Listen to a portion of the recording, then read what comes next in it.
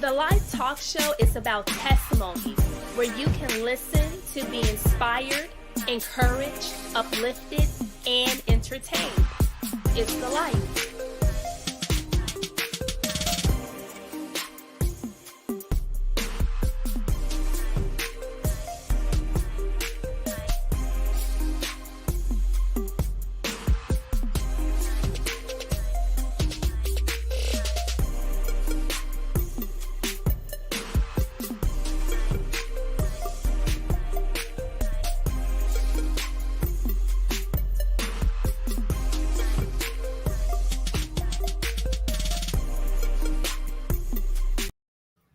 Good morning, everyone. Thank you for joining me. I'm your host, Ashley Cotton, for the Life Talk Show. And of course, with me, I have King Charles with me. Yes, I've known him from Fishbowl Radio Network when I was there.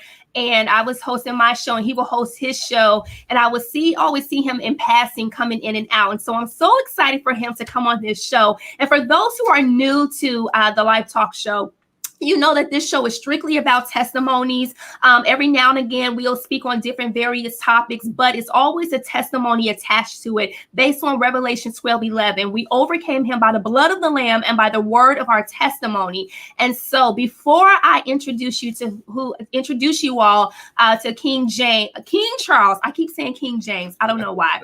King Charles, let me make my church announcements. Now, as you all know, that today is 1 week away from rebuilding the temple of God. This is my first women's conference, and I have these beautiful ladies who will be speaking. I will be speaking as well as hosting. And so, there's going to be food there. I've reached out to Chick-fil-A and to Jason's Deli for breakfast and for lunch, and they're willing to donate the food and everything. And then there's going to be a feet washing ceremony to just cleanse ourselves, to cleanse our feet from the things that we had to walk through, the things that we shouldn't have had to walk through.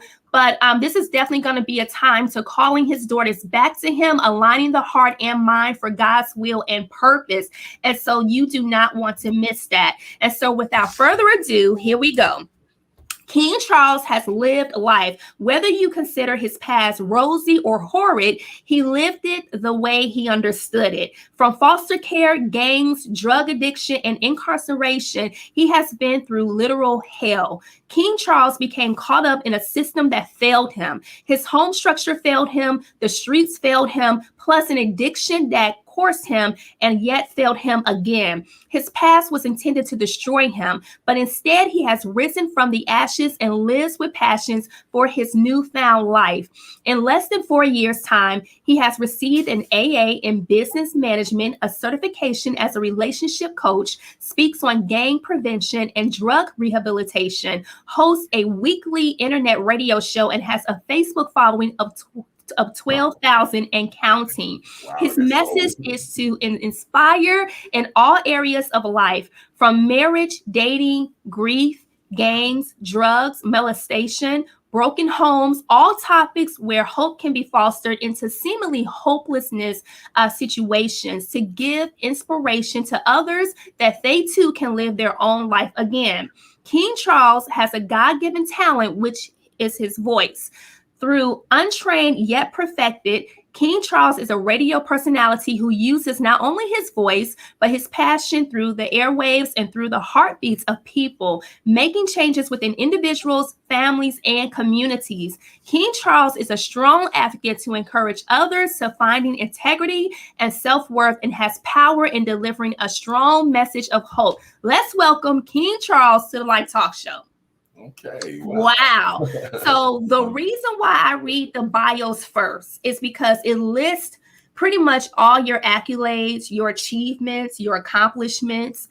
And like you've mentioned, that there has been some struggle as well that we all have to endure and overcome, whatever that may be.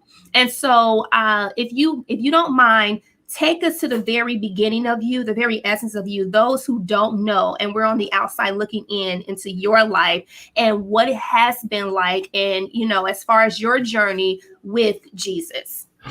Well, Ashley, first of all, thank you for inviting me to be on the show. I want to say that I'm so proud of you so we've been in passing knowing each other for a couple of years, and you're staying in his presence and he's working for you. So and you're doing the work, you know what I'm saying? Because a lot of people, and I really try and put emphasis on this, you can't just talk to God and ask God for something and do nothing. Your feet have to move, you know what I'm saying? And your feet has been moving and it shows. And I just want to let you know that, you know what I'm saying? I'm proud of you as a Black man towards a Black woman that she's doing something that's amazing, and you deserve to hear that, because a lot of men, you know what I'm saying, our men don't say that to our Black women. I just had a show last night. I feel that the Black woman is the most disrespected woman on the face of the earth. And I make it a key to let you guys know and continue to let you guys know and pour into you Black women, you know what I'm saying, the greatness that you guys need, because you do, you're doing great. You look great, and you deserve to hear that. Thank you, King Charles. Thank you. And I actually saw your post on Facebook and I shared it because, listen, women in general, but Black women, okay, we go through a lot behind closed doors, and the embarrassment that's displayed and, in front of everyone and the media and everything. We have our share of what we go through, but nevertheless, we're here and we're going to remain here. So that part. That part, we're gonna remain here. So, well, hello everybody. My name is King Charles. As Ashley said, first of all, I need to upgrade my bio there, because the things in there that she read doesn't change, but the numbers do. You know what I'm saying? Like 7 years ago, that number is like 7 years ago. That number's well over. Wow, it's like well over 700,000 followers. You know what I'm saying? I'm talking, when I say followers, I just don't say people that just there. I'm talking about loyal followers. That makes a big difference. I was born in South Central Los Angeles and raised in South Central Los Angeles. In a situation that my mother, I was what they call a bastard child, and my mother, when I was born, my mother's a dark-skinned, beautiful woman, and the man that she was married to, my sister's father, was real dark. So here I come sliding out, you know what I'm saying, like bright, you know what I'm saying, and curly hair and everything, and it didn't add up. So yeah, he left my mother, but he was an abusive man, extremely abusive man, and it saved my mother from going through that anymore. So, you know what I'm saying? That was a blessing. But my mother also, from the abuse that she was going through with this man, went into a coma after having birth with me. And I was shipped out to New Jersey to my auntie out there. I was taken out to New Jersey to my auntie out there, Melissa. You know what I'm saying? I love you, Melissa. That's my baby right there. Until my mother, got better, and it was only 2 years later till she get better. My mother didn't name me Charles. She said she was gonna name me like Darren or something like that. It's another story. I had a really rough, traumatic childhood. Everything in my childhood was traumatic. I was 5 years old, and 5 or 6 years old, and this is just when it all started. We were actually living really good, but we were living good off the fruits of the world, because my mother was in the game, GAME. She was in the game, deep. So we lived well, and my mother was throwing a party one particular night.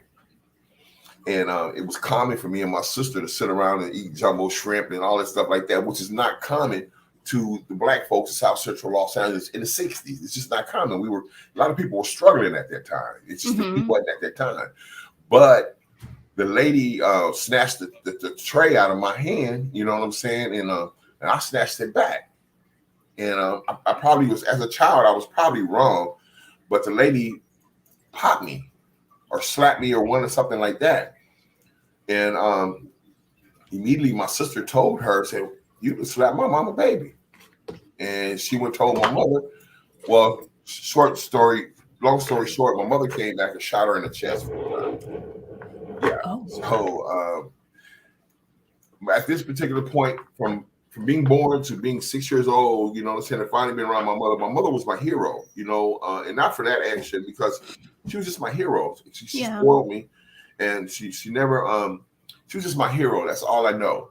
And when this happened, she was taken away from us for 5 years, and we were handed around our family, to different families. There were good times, there was bad times, there was molestation, there was a whole bunch of different things, there was abuse, you know. There was a lot of things going on in that time, and I got to the point to where, you know, and I didn't know it, but I as I look back, I didn't even like the skin that I was in, because I was a light-skinned brother growing up in South Central Los Angeles in the 60s, and they had a lot of race riots going back then. The movement was going on, you know what I'm saying? I was the closest thing to a white guy that they could get to. So, you know, all the guys was trying to fight me and beat me up, but, you know, all the girls was loving me, you know what I'm saying? It was a conflict, but, you know, I wanted the brothers to like me too. I wanted to be a part of, you know, because I'm not a part of, you know. And I did things to try and change the tone of my skin, like put cooking oil on all over me and lay on the roof in the sun, or put brown shoe polish on my skin, trying to darken my skin. And what I was doing, I was really, you know what I'm saying, trying to put a Band-Aid on a gunshot wound. You know what I'm saying? For the simple fact is, you know, that's pain when you don't like the skin that you're in. Yeah. Self-love is very important, you know what I'm saying? And I carried that pain around with me, and the molestation and abuse, and those were my secrets. Those were my secrets. So mother came home, and the same person that left didn't come back, because my mother came back a born-again Christian, and I didn't recognize that. You understand what I'm saying? Because I was a child that recognized this woman this certain way, and she's my hero. And then this other woman come in, you know what I'm saying, to me, you know what I'm saying, she looked broke down, because she still was broke. She had 2 brain surgeries while she was in there. Because remember when I was born, she went into a coma. A coma, abuse. Or over a period of time, tumors grew in her head from that abuse. So she had brain surgery while she was in prison. So when she came home in a walker and everything, you know what I'm saying, old dress on, and I didn't recognize her, and I just found out through therapy that was the that part that I just shared with you is a very hurtful part of me, and I'm still not healed from that, you know what I'm saying, because it's very emotional when I share that. So I pause to keep from crying all the time when I get to that part. Yeah, so. And it's okay, because crying is purification. The things that we can't express with our words, it comes out in our tears, because in the Bible, and you all can look this up, because I don't know the exact verse, but it is in the Bible. I want to say either in Psalms, where he collects our teardrops and vows. And when they transport those tears, the angels transport those tears to heaven, they pour it out in your book. And it expresses and says what the grief is, and through your tears that you can't express in word. And so tears is a form of healing and purification, and it's okay to cry. You know, I know we teach our boys and our men, be tough. You got to toughen up. Don't you cry. You a punk. You this and that. But so much we hold on to on the inside of us that it festers, and it becomes cancerous, and it becomes something, high blood pressure or something dealing with our health, because we hold so much in. So King Charles, feel free. It's okay. No, you can be transparent here and open here. There's no judgment or anything like that. And so King Charles, what I want to ask, and you can answer if you want to, in your molestation, these are close family members, and were they men and women that were doing this to you? It was 2 female cousins of mine, and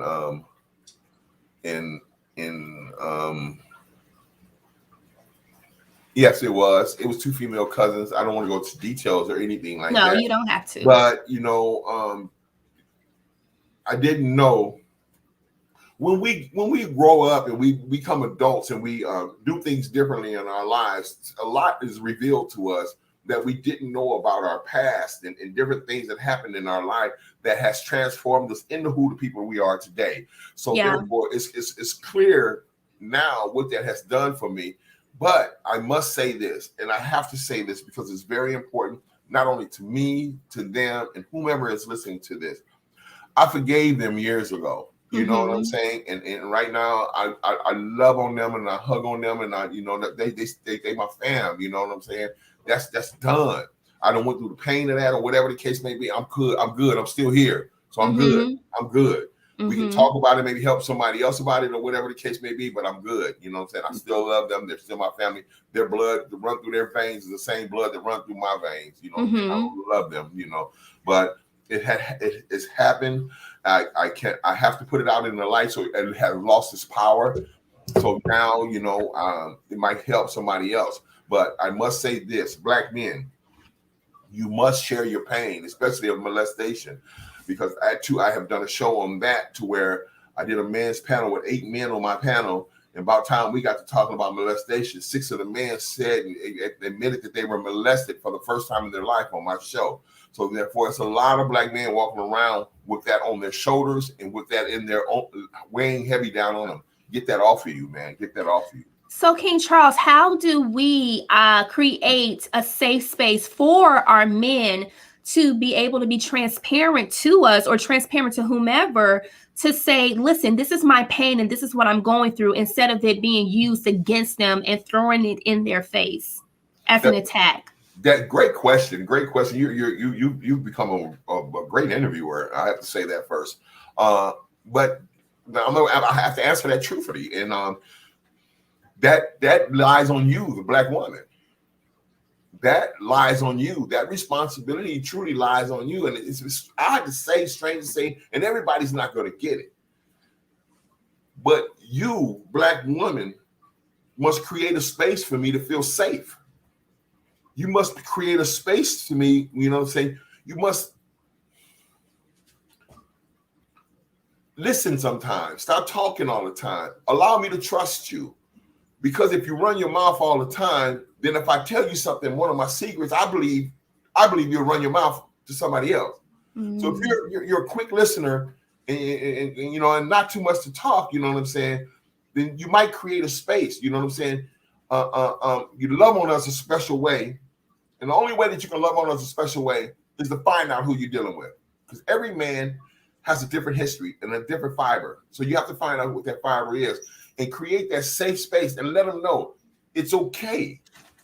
You can be who you really want to be around me or in this house or whatever the case may be. I know you fight in the world.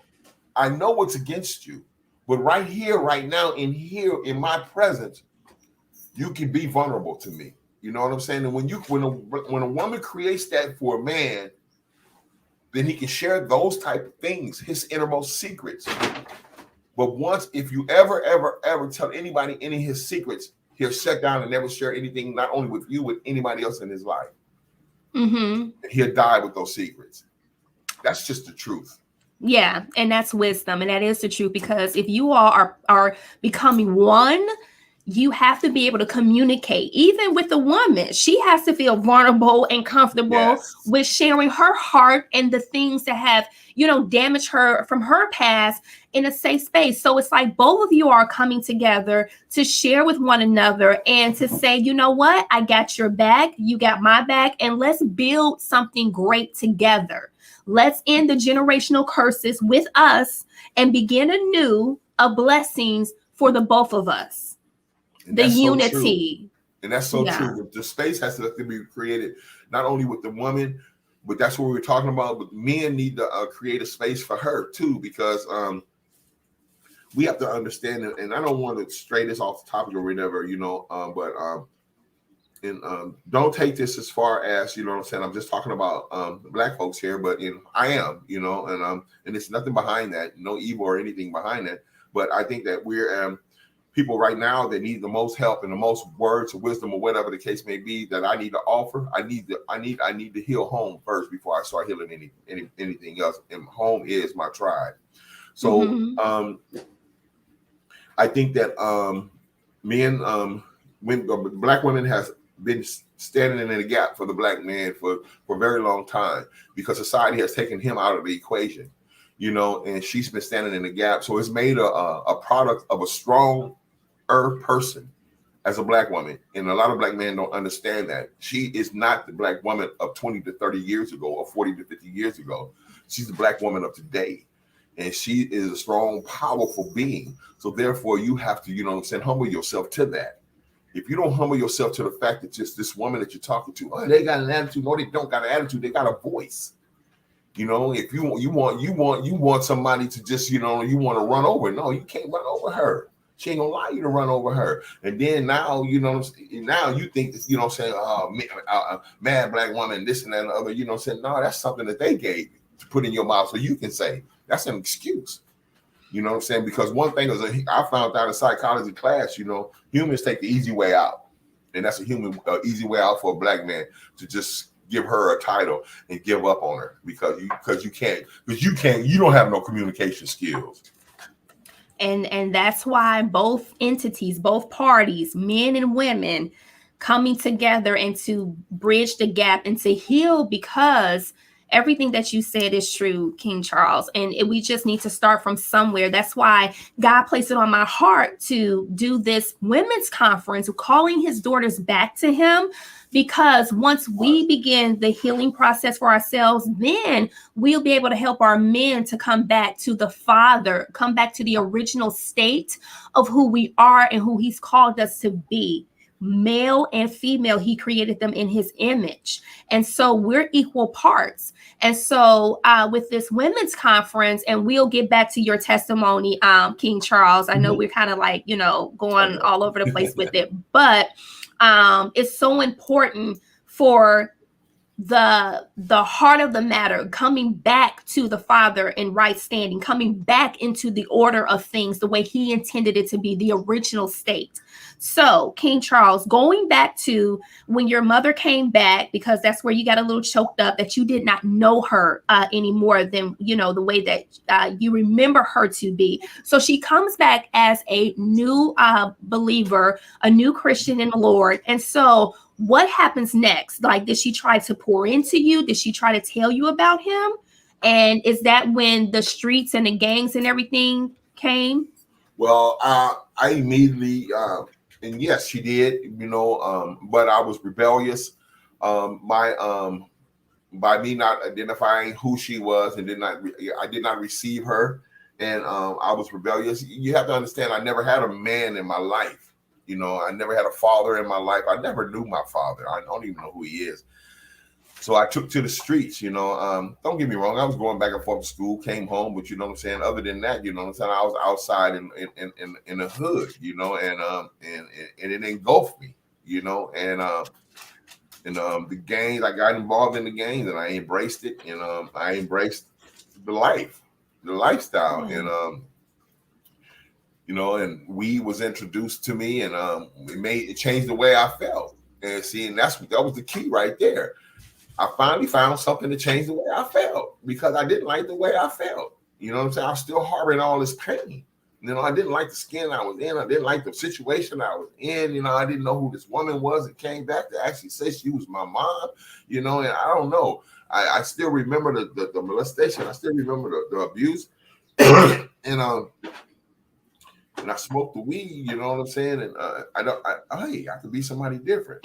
So therefore, drug abuse came into the picture, you know what I'm saying? That it became an everyday thing. And then when you're not in your right mind, you know, in that particular environment, you got a pot, and you take South Central, you take gang environment, you take drug use, and then you put an abusive young child in that environment, in that pot, you're gonna get a monster. You know what I'm saying? And that's what I became. I became a monster. And a monster in what way? Hurting people and excuse me, crime is just out of this world. You know what I'm saying? I just became ruthless in that area. You know, the drug addiction drove me to a lot of crime, and gang violence drove me to, you know, some doing things that I probably would not do in my right mind, you know. And it took me it took me to jail, then further into prison for many years, and that's a whole nother story. You know, a lot of people don't know about me that I've been to San Quentin and Folsom and Soledad prisons in California, you know, and it's crazy. See, I know some of those names are familiar to you, you know what I'm saying, because you've heard them before, and it's just even came in, and that's a whole life right there. Excuse me. Till I came to the point that Texas came in, I got this idea, this bright idea. But as you hear into the story that I'm talking about, God is nowhere in it. You know what I'm saying? God is nowhere in my story at this particular point. I didn't believe. I didn't believe God exists. I believe that God has punished me or something like that, or I was left out of the equation. And a lot of people feel that way. Like with all the things that have happened to you, it's like, where is God? Because we hear God of being a heavenly father, that he's a protector, that he blesses, that he's a good father, all of these things. But yet you have endured so much. So at this point, and I want you to really highlight this, because how many people feel like this now? Like, oh yeah, where is God? Because when I was praying for him to heal my marriage, when I was praying for him to heal my child that died, and I was really trusting and believing in all of these things, it didn't happen for me. You know, it's like we growing up. And you know, and even when you're 15 and 16 and 17, don't get me wrong, you still have a child mind. You know, even though you're doing grown stuff, you know what I'm saying, and it doesn't matter. I always wanted somebody to save me, maybe to come help me. You know what I'm saying? Maybe to give me a hug, you know, and tell me that it's gonna be all right. Maybe just tell me that you love me. And I didn't have nobody to do that, you know, and I found out how important just a hug is, you know what I'm saying, quite recently, like 6 years ago, that I was in this environment, and this brother just, you know, unconditionally, you know what I'm saying, gave me a hug, man, you know what I'm saying. There wasn't no funny business in there, you know what I'm saying. It's a married man, you know what I'm saying, and he said, brother, I love you, you know, and I didn't know previous to that how powerful a hug is, because you know what I'm saying, I needed that all my life. I've never been hugged before, you know what I'm saying, all my life, you know what I'm saying. And then growing up in the way I did, then, you know, hugging was, you know, that's some gay stuff, that's punk stuff, you know. Men don't do that, you know, and all that. Or if they do that, they trying to, you know, all this, you know, it's crazy. And then I found out that I've been wanting that all my life, you know. A hug. Yeah, a hug. Yeah. A simple hug. I came to Texas trying to change the geographical, thinking just changing my geographical location was going to change my mindset. That didn't work out. And I brought everything out here with me, and they locked me up out here too. But that changed my mind, because that's where my transition came in at, you know, and I want to share this with you, Ashley. I was sitting in prison, and was eating into what they call the child hall, and I was still a gang member, and it was a crippled man being pushed into the into the child hall by a blind man. The crippled man was giving the blind man the direction. So they were working together to maneuver and navigate to go get them something to eat. They were both black, and they were both about 80 years old. And a voice, in my own voice, said in my mind, that's going to be you. And that time, right then, it scared me to death. By hearing that in my own voice, it scared me to death. Now, was it your voice or was it the enemy's voice? It was my voice. I recognized the voice as my voice Yeah. saying that that's going to be you. So, of course, that was heavy on my mind.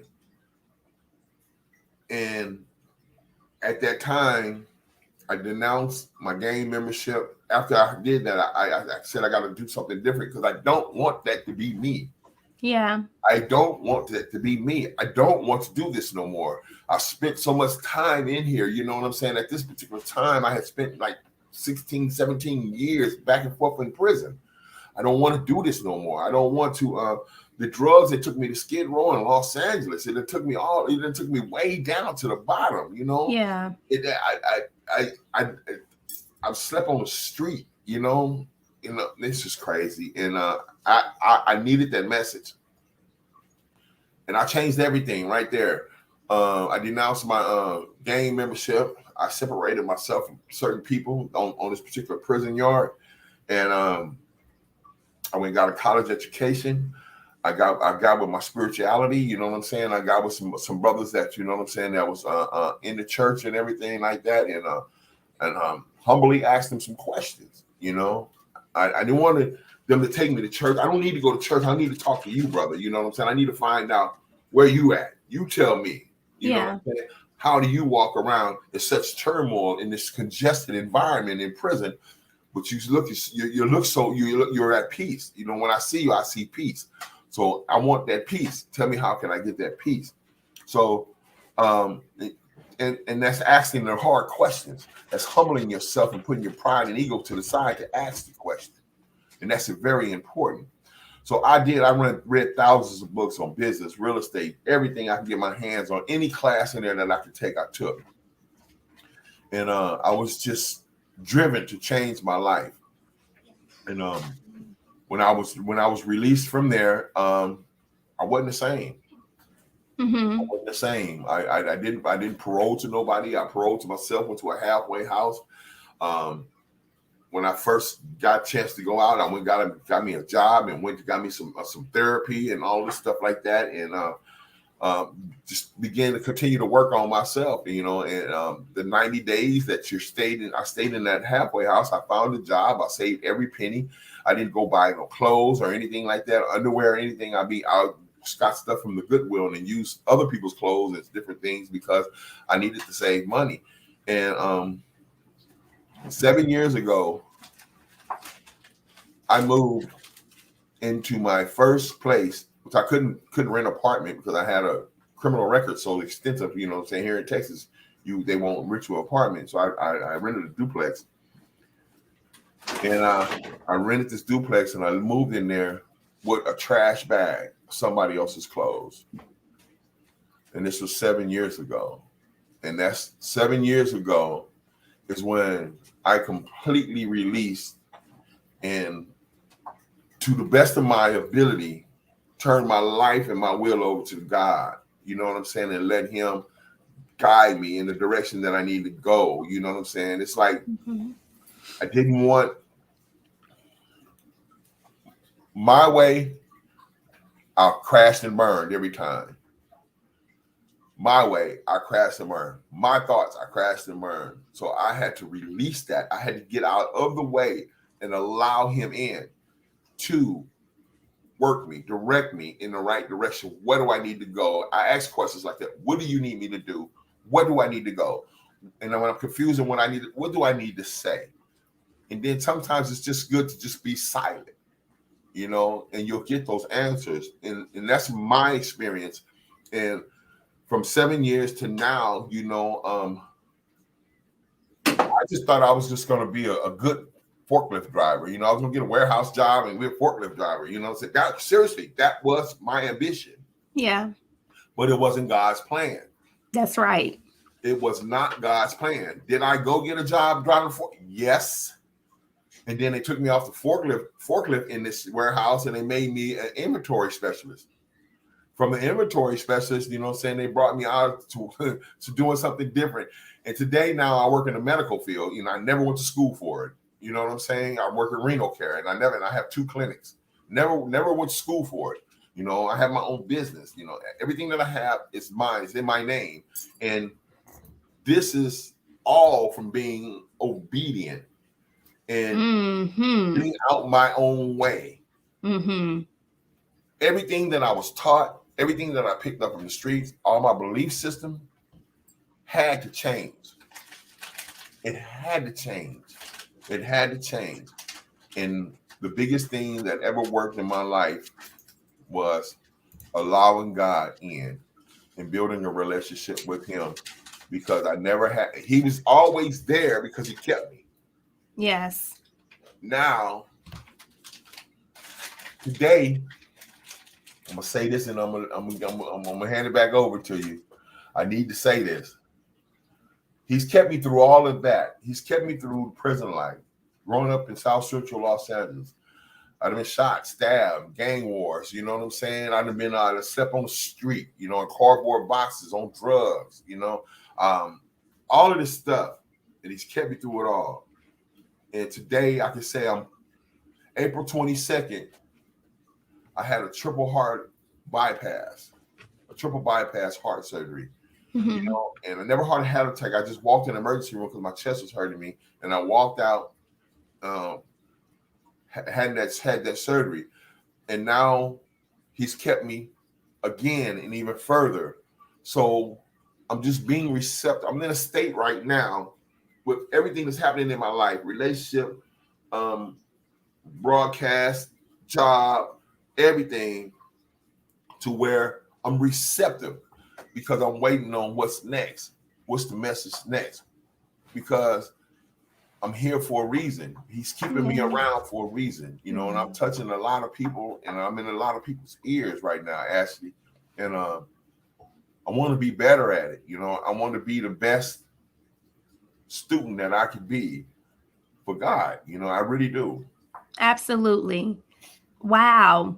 I mean, you've lived a life and you're here to tell it, right? You're here to speak about your testimony, because only you can speak it. I mean, nobody can ever refute the things that you've been through, whether you want to share those things or not, but nobody can ever take away your story, because your story is healing. How many other people have gone through what you've gone through, if not the same thing, but something similar, to where they can't speak it, or they're not here to speak about it, but you are, to bring light to what God has done, how God has kept you through his grace and his mercy for you. And so my next question before we close, because I am going to do my fire rapid questions. I'd let everybody get the hot track with that. But how did you come into radio? How did you come into using your voice and creating such a platform that you have with 12,000 plus people who do listen to you? Well, the numbers change. Remember, right? The numbers change. That's why I said 12,000 plus. It was I had spoke at this event, and somebody heard me. Actually, I'm gonna give them a shout out. You know, Dr. Intimacy. You know, and she's great. She's in Atlanta right now doing her thing. She just busted out another single. Yeah. Anyway, she went and told Sammy about me, man, at Fishbowl Radio Network. Say, man, you got to get this guy on the radio, man. This guy has this voice, and his voice and his presence demand for you to see what he's gonna say next, and that's a jewel in the industry, you know. And Sammy sat down and talked to me and told me what's available to me, showed me, trained me, and I got on the radio. Didn't know what the hell I was doing. I got on there and I stayed diligent. I got this thing that God has kept with me, that anything that I do or put my hands on, I got to try and be the best at it. I'm going to work hard for it. And that's how I got on the radio. And now I've won several awards, and I'm in there. I have 2 shows. It's great. A great team, too. I have a great team, man. Great team. That is so wonderful, King Charles. Okay, so real quick, because I know that we discussed that we were going to be on here till 45, because I actually have another show to do after this where I'm being interviewed on Kingdom Talk with Prophetess Sheila King. So the first question is, what is your favorite verse in the Bible, if you have one? Oh, wow. it has to be Psalms 23. Mm-hmm. That's just been in my life, my whole life. And I know it's a common verse, but it's very special for me because my mom's birthday is on the 23rd, and she used to always say that to me, even through bad times, Yeah. that stayed with me. Number 2, how do you get into the presence of the Lord? You said, how did I? How do you get into the presence of the Lord? Through prayer. Mm-hmm. Through prayer meditation. Mm-hmm. Prayer meditation. That's my route. Number 3, what do you think heaven will be like? Wow.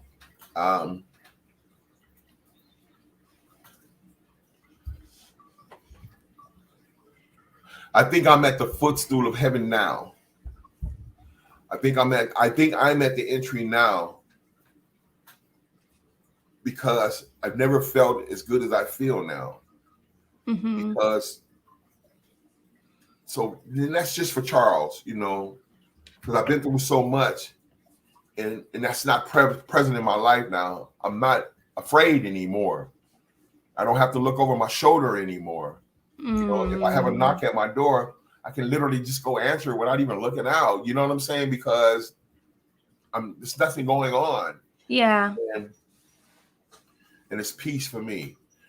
But to answer your question, I think heaven's a place, in my own words, where I can just say, breathe. it's just it. Breathe. Number 4, who would you like to meet in heaven? It can be from the Old Testament or New Testament.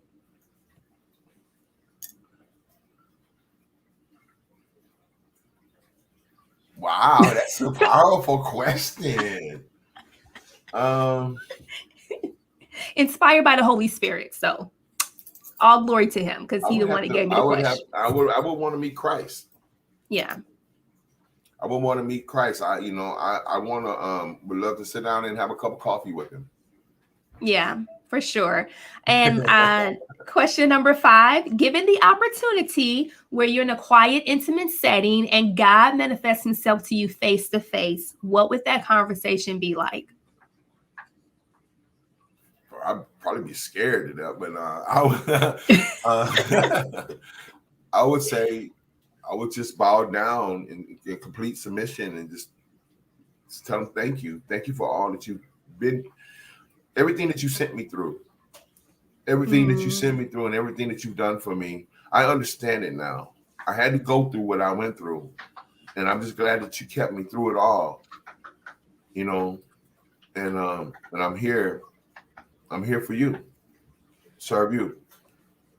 And the bonus question, which is the last question, through everything, King Charles, that you've been through from your lifespan all the way up to where you are now, and not knowing what the future holds, but knowing that God will be there, right? Because he's the Alpha and the Omega, the beginning and the end. Is it worth still having a relationship with him and coming into a relationship with him? Yes. With hands down. Yes. Mm-hmm. Yes. There's no reservation in my answer right there. It's a definite yes. And what do you want to tell your audience? What is something that the Lord's placing on your heart, or something that you've been meaning to say that you want to say to your audience during this time?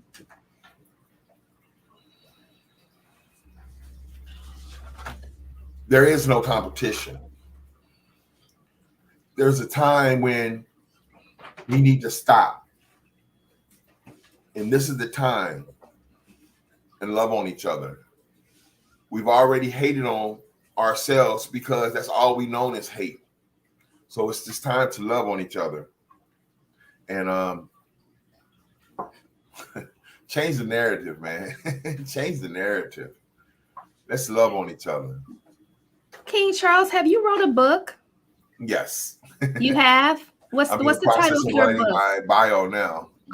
Listen, I was gonna say, because there's so much depth to you, And there's so many layers to you that a 30-minute program or 45-minute or whatever, it doesn't give you justice. I feel like there's so much that we can unpack with your testimony that if you were to put it in a book, what you're doing, it will be a bestseller for sure.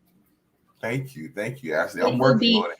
It will be a bestseller. And if you are as just detailed and transparent, I know that when I wrote my book and the things that I endured and had to go through, it was very therapeutic because it was like either I'm going to put it all in or I'm not. And I'm the type of person where I'm all in or I'm not. I can't be halfway. I can't be fake and phony. And, I just can't be. So even with that, it was very therapeutic. And the Father was telling me, no, put this in here, expose this, say this, and I had to because I wanted to be obedient. And how many other people from our stories can heal to know that they're not by themselves. And so I want to thank you so much, King Charles, for coming on and just sharing what you did share, because I know that there was some parts that were, difficult, and I know that this is never easy when you have to expose yourself to people, right? And opinions and whatever. But I'm very grateful for every guest that comes on that's willing to trust me, because one of the questions that I get is, what questions do you want to ask me? What preparation? I'm like, listen. I didn't ask you that. I know you didn't ask me that, but sometimes I get that with guests, and it's like, what you see is what you get. There's nothing made up except for these fire rapid questions, and that was all, because I want people to be open and transparent in what they speak, and I want it to be real and direct. So Southern Girl Speaks, Nicole Delaney, Dean Lee, thank you all so much for watching this. For those who are watching this and tuning in and you will watch the replay, I thank you guys so much, because I don't just do this for me to create a name for myself, but I do it unto my Father, and I'm obedient with this. And I really try to do this with the spirit of excellence. And so I hope that it comes through. Thank you so much once again, King Charles. You all have a blessed day. Do not forget about the conference that's coming up on August 14th. You can register on Eventbrite, Rebuilding the Temple of God. And I will see you guys, on Wednesday with a new guest. And so God bless you guys. Take care. And I will talk to you soon. Bye.